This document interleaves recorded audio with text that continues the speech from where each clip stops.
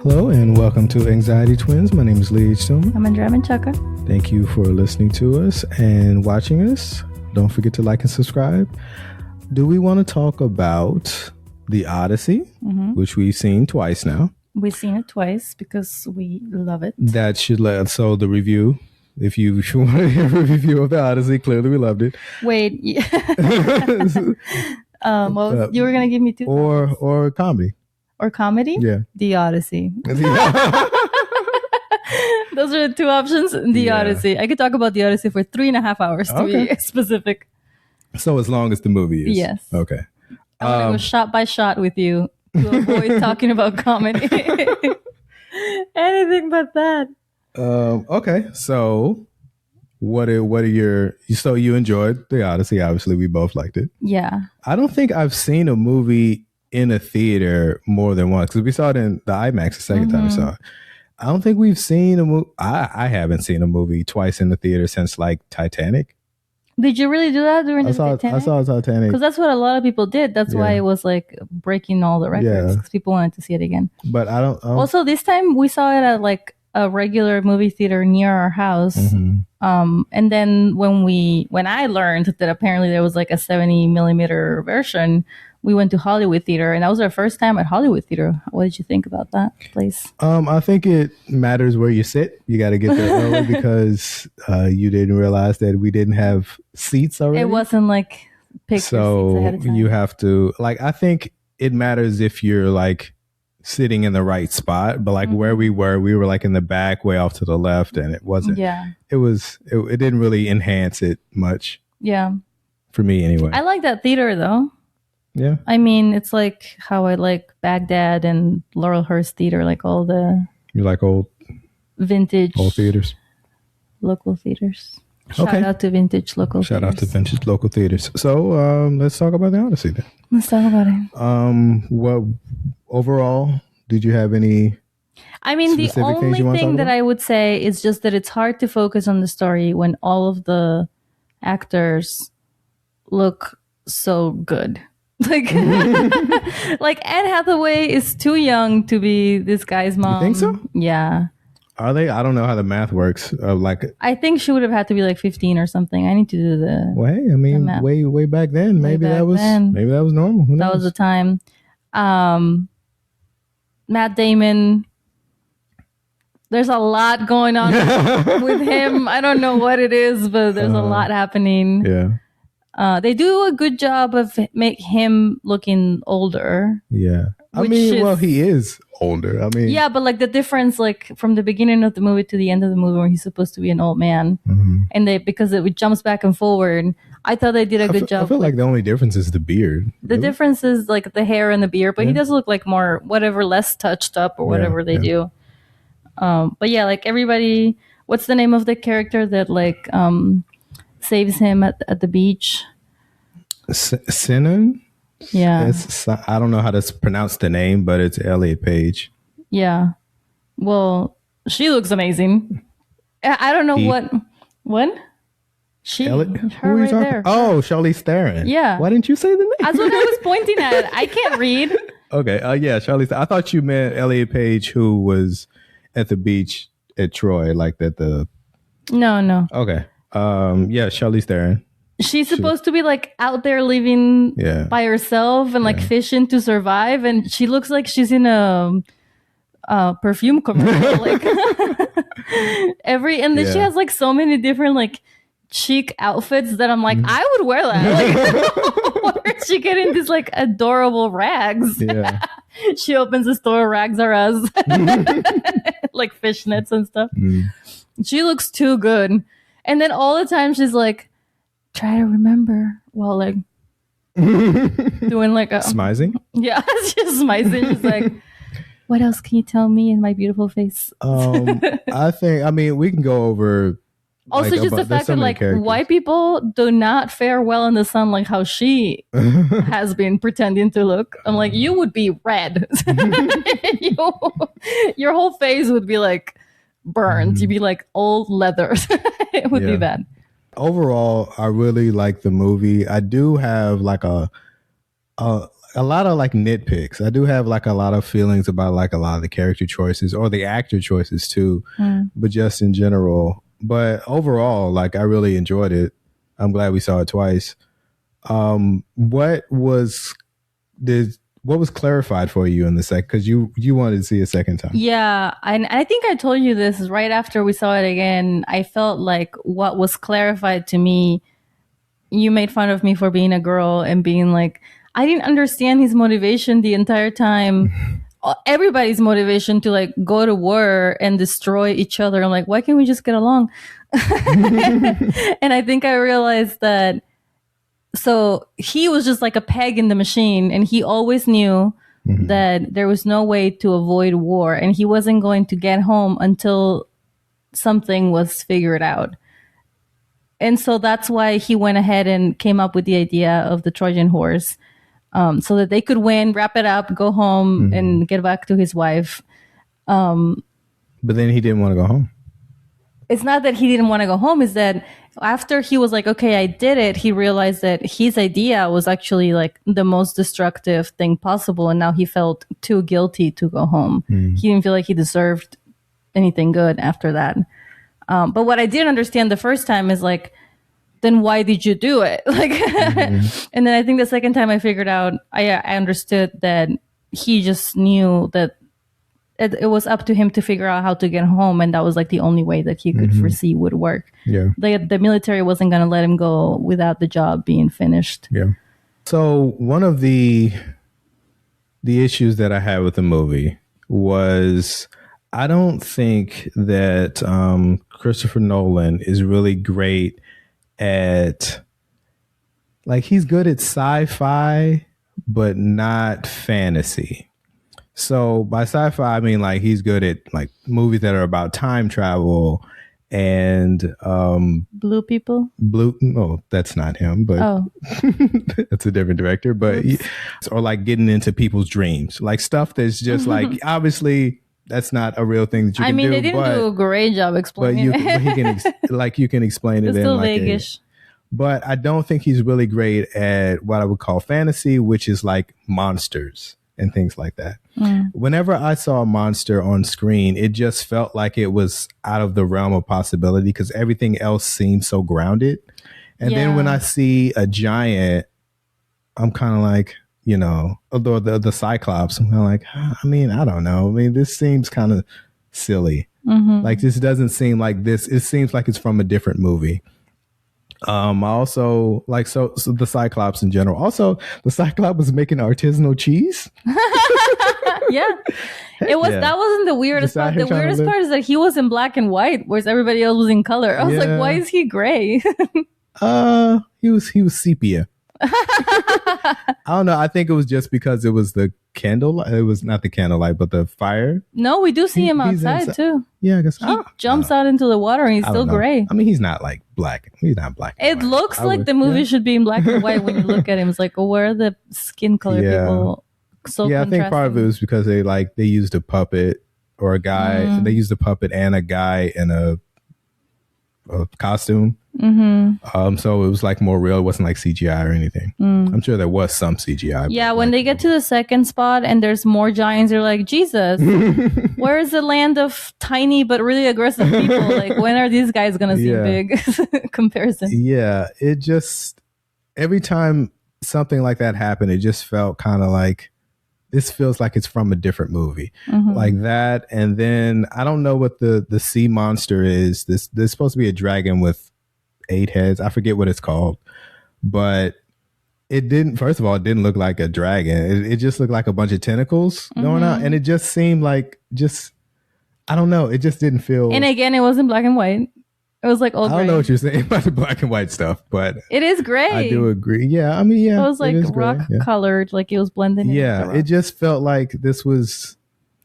Everything else seemed so like very meticulous and planned out, and that seemed rushed. It just seemed like the way that this monster was created felt rushed, and also just when he gets to the witch's house and he turns everyone into pigs.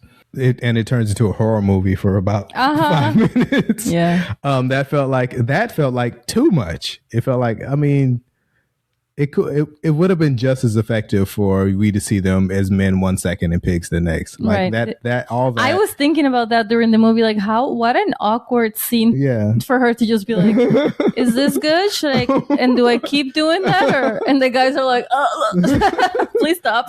Yeah, it just felt and cut. Do it again. Like it's an interesting way to do it. Like I've never seen that type of transformation, like someone like molding someone into clay. Like they're clay.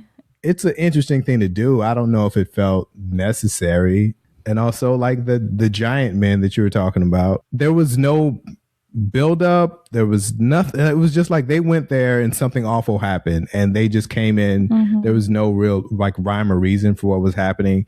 We just know that a bunch of giant men came out and just started murdering them. It was also like, to me, the saddest part. Like when you can hear like the men screaming and they have to leave them. Yeah, and they have to leave, and they're just being pummeled and just being murdered, like right in front of you. That was, and you hear their voices, and they're just screaming, and there's nothing you can do, and you have to figure out, well, do I leave them here? Do I go? Yeah, I didn't mind that there wasn't as much of an explanation for that.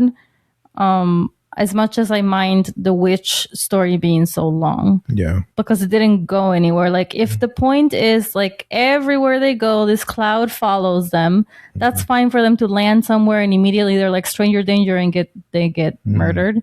But the witch was like, is she are we going to get more from her story? Well, like, why is she like a main character now? It's too much. Well, in the story, Odysseus actually like stays with her for years. Like he actually stays there. Like and he pretty much goes with the other one. Yeah, he pretty much goes from island to island with various women. Like that's his story. He's a fuck boy. Yeah, that's kind like of the other man what he does. Raping and pillaging. He's a fuck boy. Yeah. It's slightly different. Yeah. So I don't. Maybe that was why it was a bigger part. But I do like that actress. He had like an understanding with her. Samantha Morton. I did like her. I thought she was good. Really long list of people that are in that movie. I mean, that's another thing. I guess we'll talk about that in a second. But I think I guess I went over all like that entire 3.5 hour movie. There's only like 4 scenes where there are like monsters, and it just feels like that's I don't think he's good at that. At like creating some type of fantasy that seems like it's supposed to be in the movie. It makes it seem real. Everything else, even though it is maybe illogical, you can still kind of explain it, and it do feel like, boots on the ground, like a bunch of people crammed into a Trojan horse, and then they jump out and they fight. Maybe that's in your mind, like maybe that's illogical, but you can explain it. Like it does. Oh, you think the horse thing feels more real and more doable than the giants? Yeah. Which is probably the other way around. Like it should. Exactly. The way they like show all the scenes of them being crammed into the horse.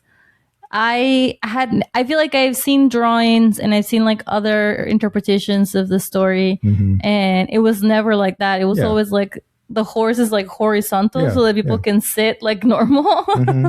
This was like wild. They're like on top of each other. That's kind of the point, was to make it look like, how difficult this was. Yeah, even difficult. Them pulling he didn't have to show them pulling the horse, but that was a part to make it look like this is real and tactical, and this is a thing that's actually can happen.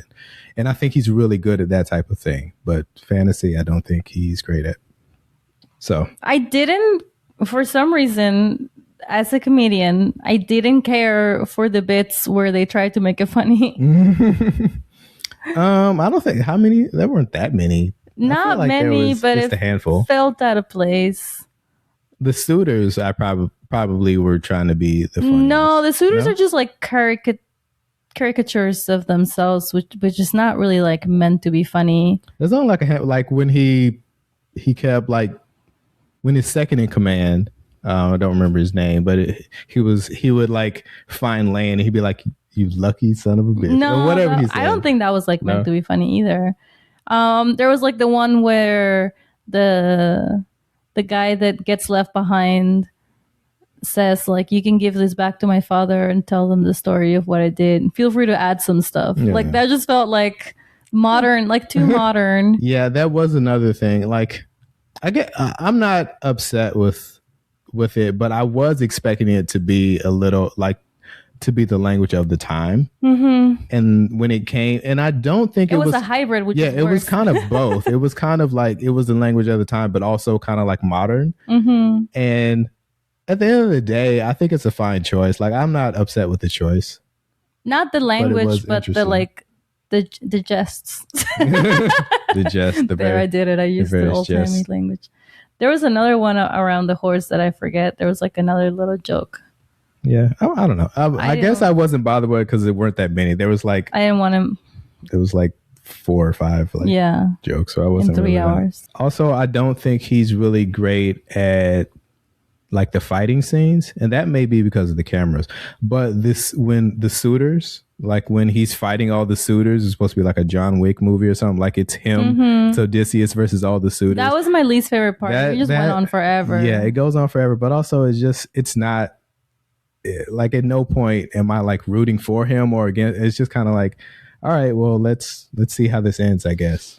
And Robert just really unrealistic that he beat 30 people or whatever, and at the end he's like stabbed with a bunch of things, but he's like, I'm fine, I just gotta take these out.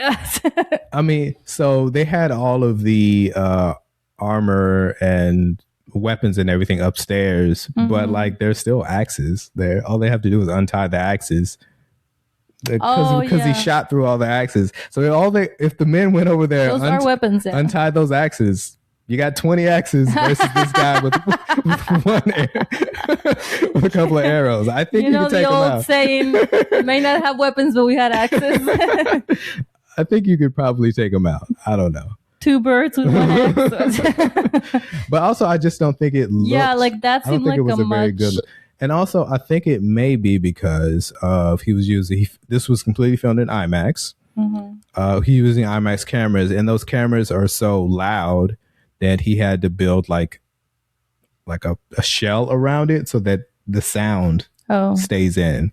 So it makes the camera that's already pretty big even bigger and heavier. So whenever you see someone like talking to each other, he built a mechanism where they're looking in a camera because the camera's so big, like you couldn't have 2 people on each side. So they're looking in a mirror talking to the other person. Like anytime you saw that, which is pretty impressive because I think they did a pretty great job with that. Yeah, but that's not natural feeling at all. But I think when you're doing an action scene with big, huge cameras, maybe that was why it wasn't that great. But I don't. Yeah, because it did feel kind of slow for an action for a guy that's supposed to be taking on 20 guys. And real. And also the guy, he kept throwing down like arrows and spears and stuff. Like, how much stuff do you need? Yeah. Like, okay, we got swords. It's one guy. Yeah. It's 40 of us. Robert Pattinson keeps yelling, more swords! Spears, get the spears! He's not doing anything. He's just behind the thing. Yeah. That was too goofy. Robert Pattinson. So that was another scene. Like I said, I like the movie overall, but like there's a bunch of like little stuff. I'm kind of like, yeah, I don't think he's really great at that. Another thing that he did a lot of in this movie is stunt casting. Do you know who Travis Scott is? No. So Travis Scott is a rapper. And he's in the movie. He's actually the first person you see in the movie. And he's a rapper and he's on stage. He's the one with the staff and he's on stage and he's telling the story, which is a song, but he's speaking the song. So it's like he's rapping. So they had Travis Scott do it. It was like, that's stunt casting. Yeah. Putting someone in a scene just because you're like... So that's the most egregious version of that. I think most people were okay. But like that was... When I saw that, I was just rolling. I'm like, really? The first person in the movie that you see is Travis Scott. And he's doing that. And it's just kind of like, all right. And he's not particularly good. He's not... I don't know. Isn't he... in a relationship with a Kardashian or has been?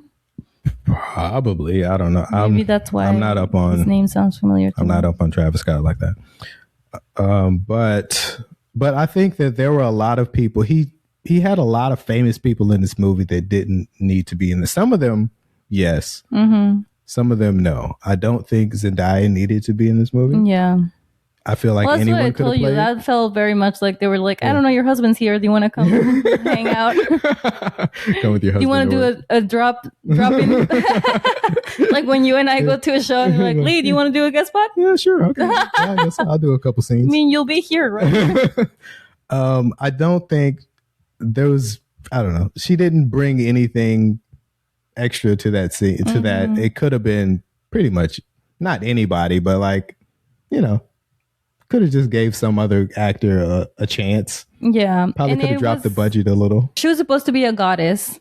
She was supposed to feel ethereal and like unreal. And there's times when you're like, is she real? Is he talking to someone? And that's ruined by the fact that you're like, why is Zendaya there? Like, she's just too big of a star for a elusive character like that. So is it, so what do you think was going on with her? Do you think like, because at the end of the movie, they chop off her head. So do you think like in Odysseus's head, is she the actual goddess or is she just his memory? Because he's talking to her like she is a goddess. No, I think in his head, she's the goddess. But like that, so you think that's just what she looks like? That's just what he thinks she looks like. That's what he thinks she looks like because he just ties it to the woman that he saw being killed. No, when they were pillaging, what's the word? Pillaging Troy. A statue of the goddess was there, and they cut the statue's head. But she's also there. Right, but that's his imagination. You don't think she was there? She's not a real person that was there. Okay. That's him being like, you doing this destruction right now is like cutting her actual head off, even though she's not here. Okay. The way I interpret it is that like she was a real person that he saw during Troy. And after that, he just kind of conflated the two. The goddess and this woman that he saw. And now whenever he thinks about the goddess, now it's this woman that he saw.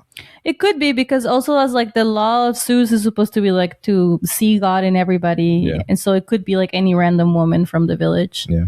I think Matt Damon was a good choice because he does bring a kind of a charm to Odysseus, which I think you need that. Yeah.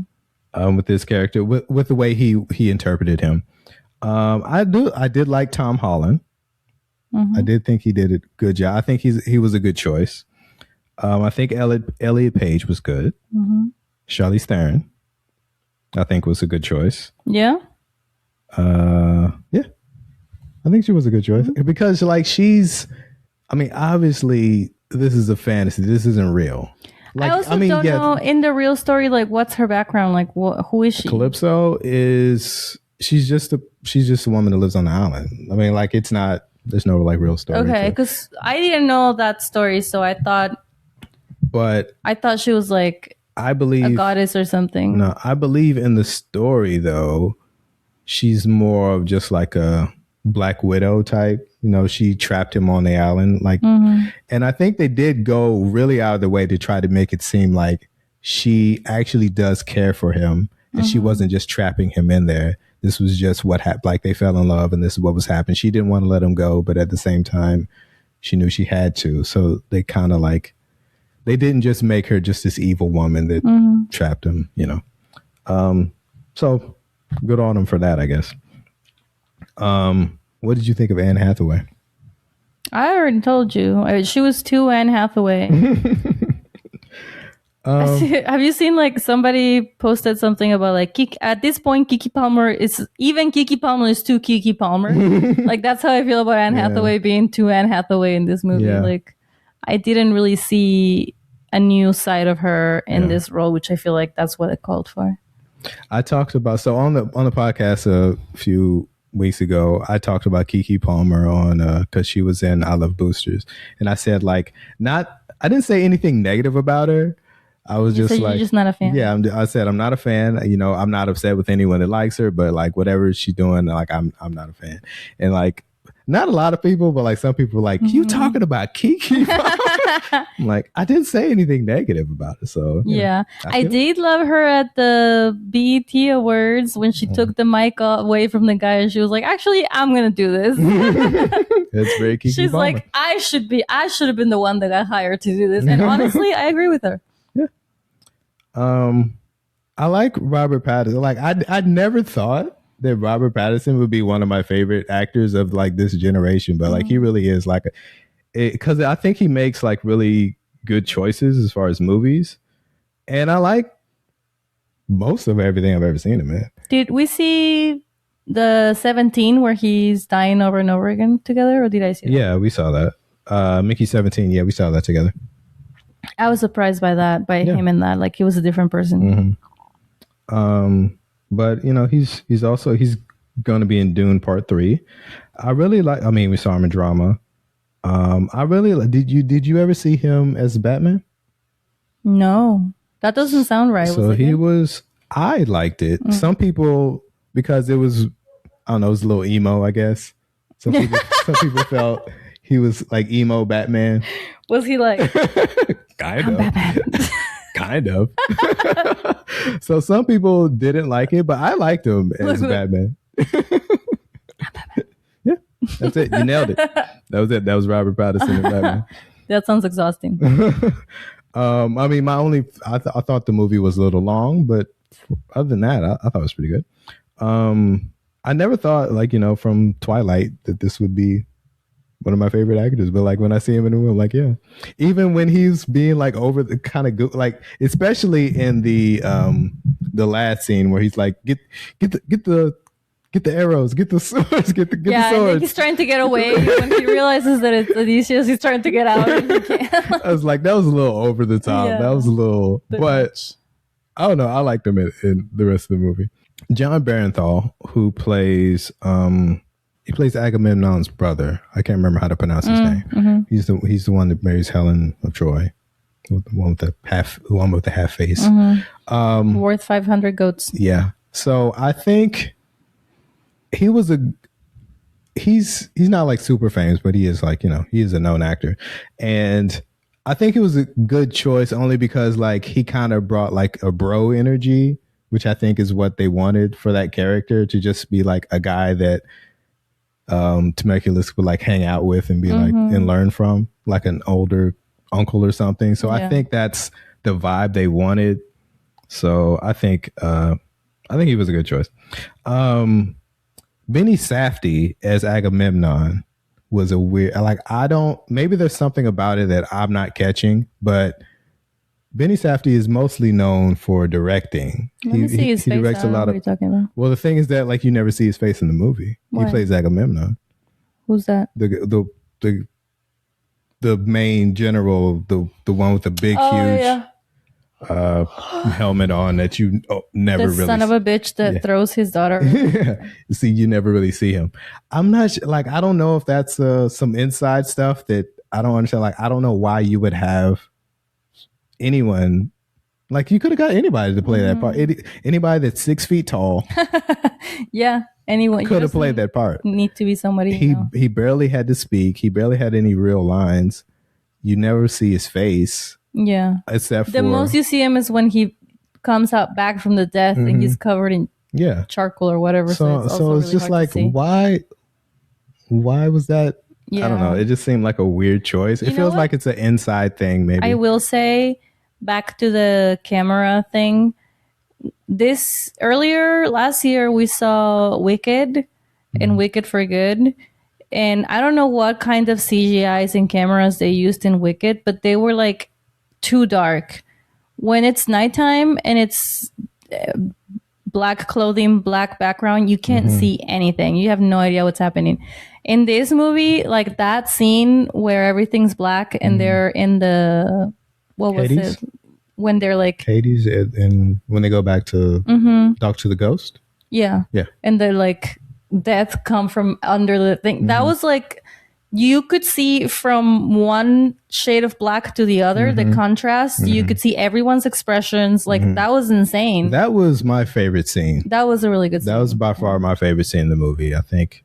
Yeah, that they completely nailed that. The way it feels like it could never happen, but also it is happening. Mm-hmm. Yeah. And then the soldiers in the back could get like shooed away. They're like, this is not for you. And they're all like, shit, I guess we just walk out. But that's what I mean about his directing. Like, he's really good at, this isn't real, but it feels like it could happen. Mm-hmm. That's what I mean. Like, he's really good at that. But like when it's something fantastical, I don't think he's good. But and also just technically that you could see shit. You should be able to see what's happening in the movie. Like, why is everything when it's dark? It's so dark. Like, Game of Thrones was dark. It was like, what?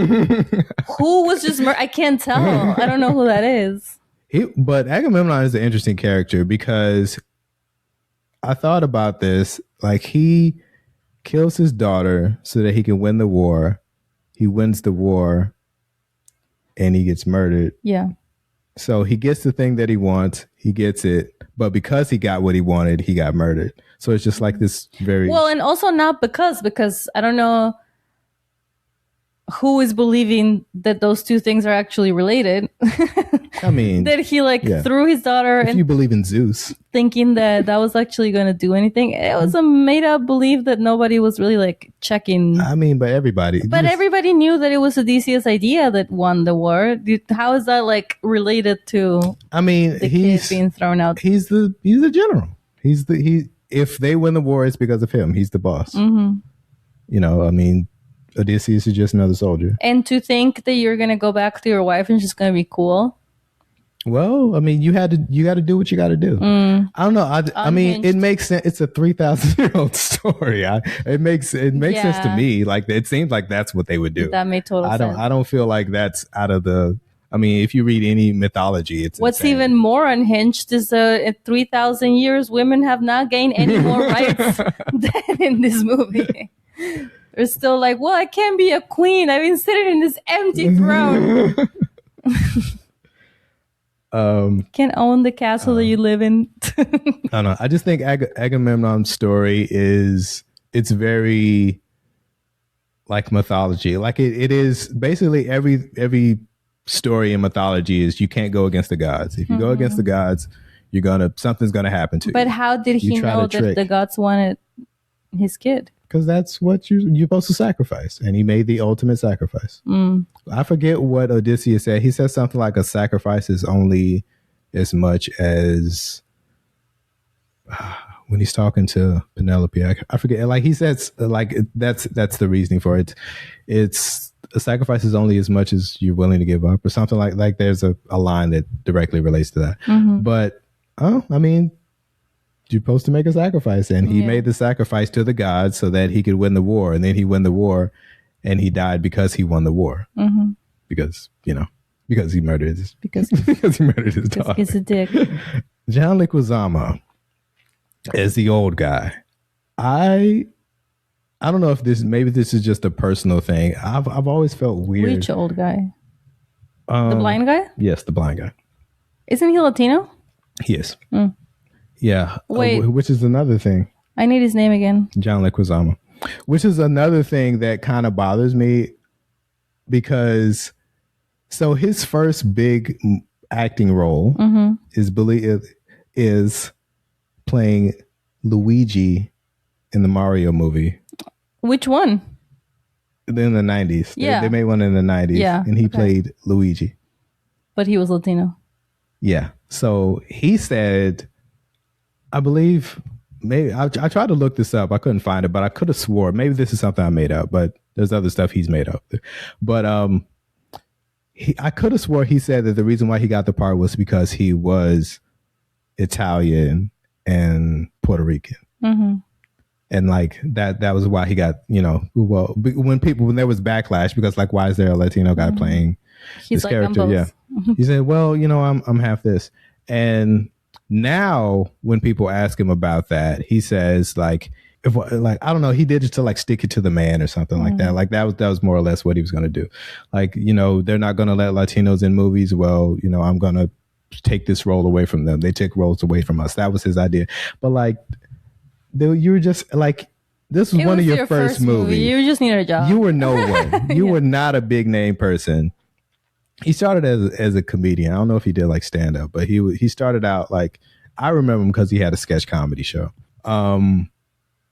You did it just because, you know, you were starving and you wanted a job. You lied. Don't try to make it a part of the movement. And I feel like him in general, that's kind of his vibe to me. Like, I don't feel like he's that genuine of a person. This has nothing to do with his acting. I think he's a decent actor. You could be successful by like being really talented, working really hard, or being lucky. I think he's just a guy that works really hard and got lucky.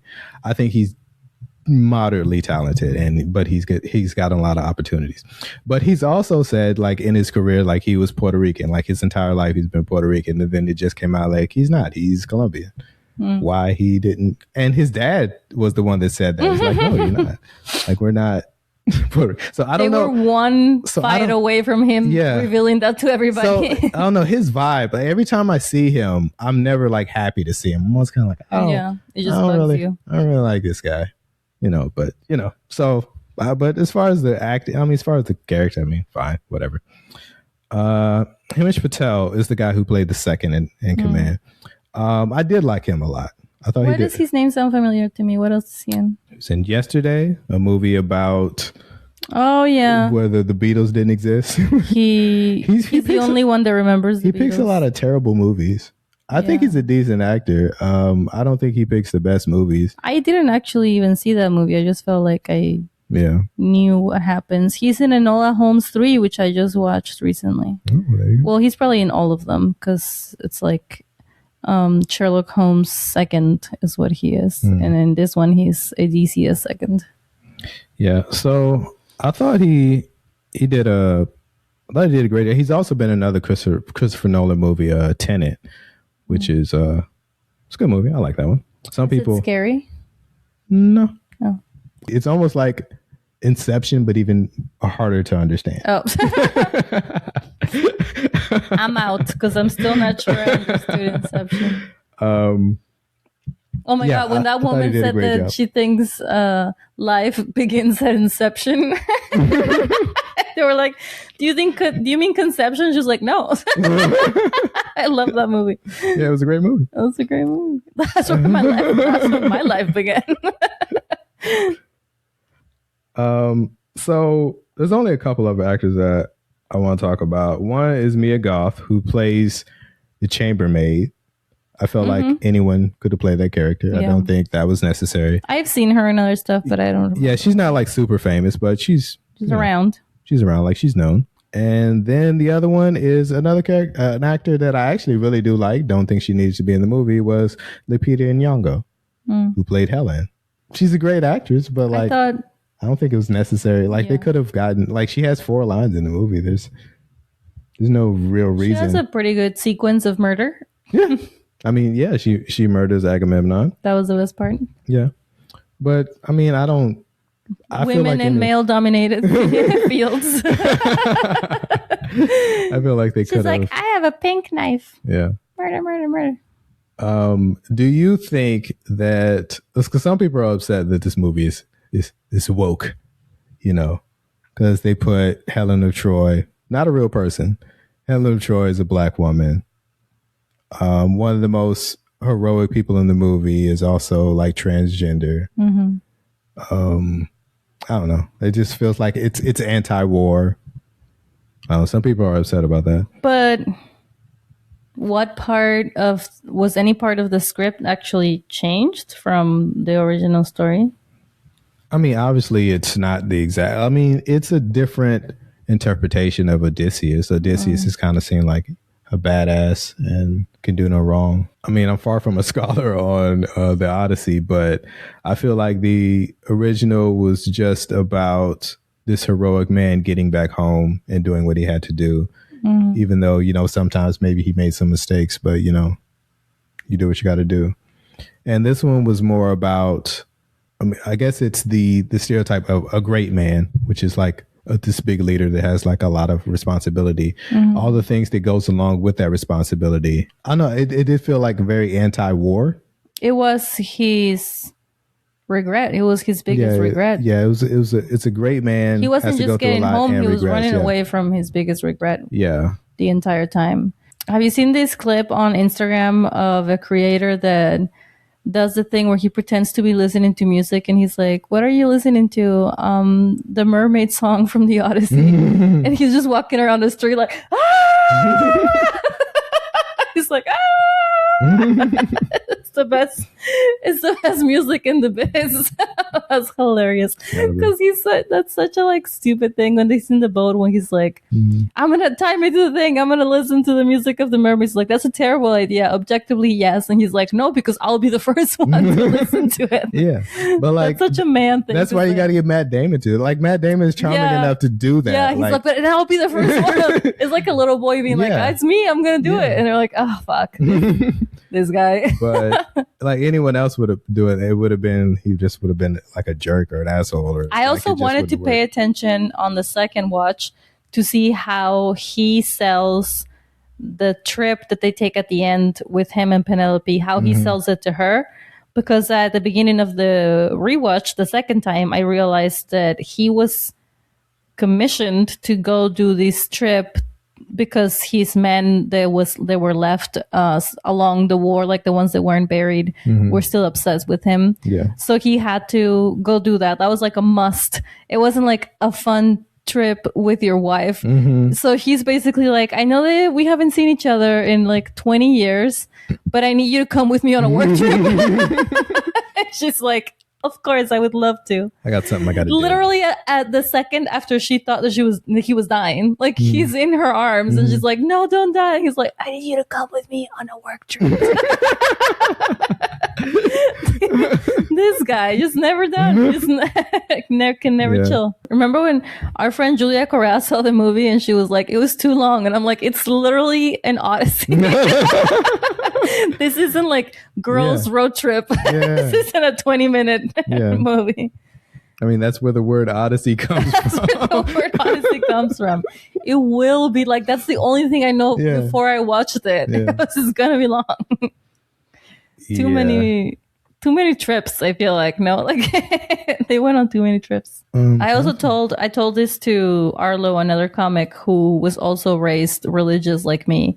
And I was telling them, when I watched it the first time, there's like one of the stops where they burn a village, and then they were like talking to a local and trying to use an interpreter to figure out like why he didn't leave. And they're like, he tells them not to go the way that they did go in the end and whatever. Like, as this is happening, the men in the back are grabbing the sheep and bringing them onto the boat, which, first of all, terrible idea. How are you going to slaughter a sheep on a boat? Like, that seems like something that you do in land, package it, Ziploc. Take it to go. Ziplocs, yeah. But they're like carrying sheep onto the boat. And I was like, why is the image of a man carrying a sheep kind of hot? And then I was like, oh, this is like Christianity getting in my head. This is like Jesus and his vlog. This is like hot Jesus being like, I could do 3 at a time. Just throw them on in the shoulder. I can juggle them. And then I was like, oh, I need to clear my brain. I have a problem. The way the door takes forever to open. Building tension. I was done with that door. I'm not sure. Like the first time I saw, I'm not sure I fully understood, like why, because they were just in there to open the door, right? But like when I first saw it, I'm like, are they gonna take out a whole? Like, what is these guys that have been stuck in a horse for however long, right? With piss and shit. Yeah. Are gonna fight a whole army of people? By the way, we just like glossed over that. No one's pants looked soiled when they got off that horse. But in the storytelling, they were like smelling like piss and shit. Well, because what are you gonna do? Like, so and when then the water comes and the horse which is already full of piss and shit, gets full of water and everything just rises to the top. Delightful. I would have given up a long time ago. So like when they get to the door, I'm like, okay, well. No, even before that, when he kicks the horse's belly open, crawls down the rope. I was picturing like, what would that be if it was maybe like fall on the ground like, fuck. Trying to get up, like so many sounds. Immediately the guards are all on my neck. trying to be like a ninja after no stretching. Yeah. Who knows how long? They don't say how long they've been on that horse. I just watched The Last Temptation of Christ, this is a movie from the 70s by Martin Scorsese. And it's about Christ. It's about Christ. But it's basically a retelling of the gospel. But in this retelling... they've done that to death. But in this retelling, Jesus gets off the cross. Oh, okay. He doesn't get crucified. A spoiler, if you've never seen it, he does get back on the cross and die. But for a big part of the movie, he gets off the cross and he lives like a normal human being. It's just like this director decided that they wanted to take on this insane thing, which is telling a story that people have known their whole lives and telling it in a different way that may upset them, but you're still going to do it. And it's a very overlooked movie. People don't think about that movie when they think about Martin Scorsese, but I'm going to go see Vince Staples as soon as we get out of here. I'm going to go see Vince Staples as soon. Well, I went on a 2-hour hike yesterday and I can't feel my toes. So, take that. Wow. Mr. I know how to have fun. Fun. Oh my God, I can't even talk. Can't even say the word fun. You know the meaning of the word. Oh. we gotta wrap it up. All right, let's wrap it up. The Odyssey, how many stars you giving the Odyssey? 4. 4 out of 5? Too long. Just kidding.